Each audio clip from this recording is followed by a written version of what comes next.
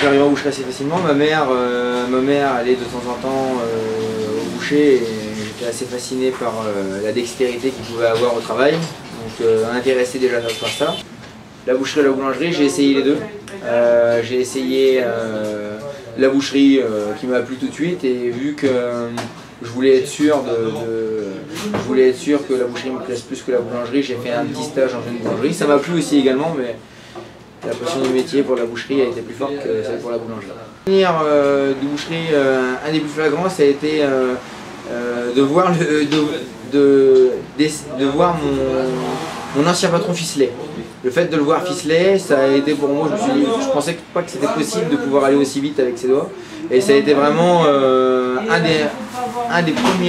une des premières choses que j'ai voulu réussir, c'était déjà d'essayer de m'exercer pour déjà réussir à avoir cette dextérité-là. Ça a été vraiment un des premiers moteurs quand j'ai commencé ce métier. Je pense que quand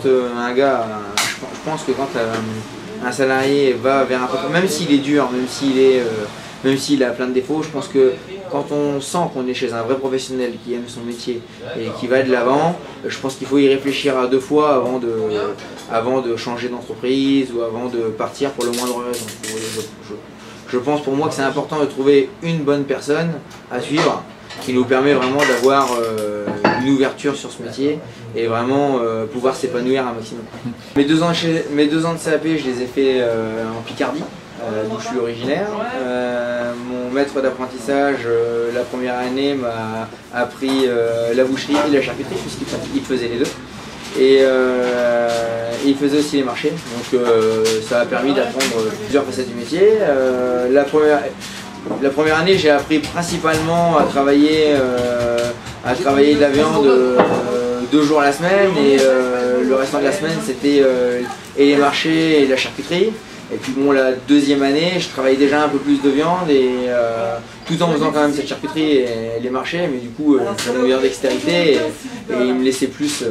il m'a plus laissé travailler la viande en deuxième année. J'ai jamais vendu un apprentissage, j'ai appris à vendre en arrivant à Paris, ce qui n'est pas forcément vraiment un avantage, puisqu'en sortie d'apprentissage, il faut quand même prétendre à un poste, et prétendre à un poste sans jamais avoir vendu, c'est vraiment pas facile. Donc j'ai eu la chance justement, c'est peut-être ce qui a créé aussi l'affinité avec mon employeur ensuite, c'est que trouver quelqu'un qui vous laisse la chance et qui vous forme à la vente en sachant que quand il vous a embauché, vous êtes censé quand même normalement avoir les bases, c'est pas facile. Bonjour, je m'appelle Gilot John. Je suis dans le 11e arrondissement, artisan boucher depuis que j'ai 14 ans. Je suis chef d'entreprise depuis mes 21 ans. Ça fait 9 ans actuellement que j'exerce au 249 boulevard Voltaire avec une équipe de 8 bouchers.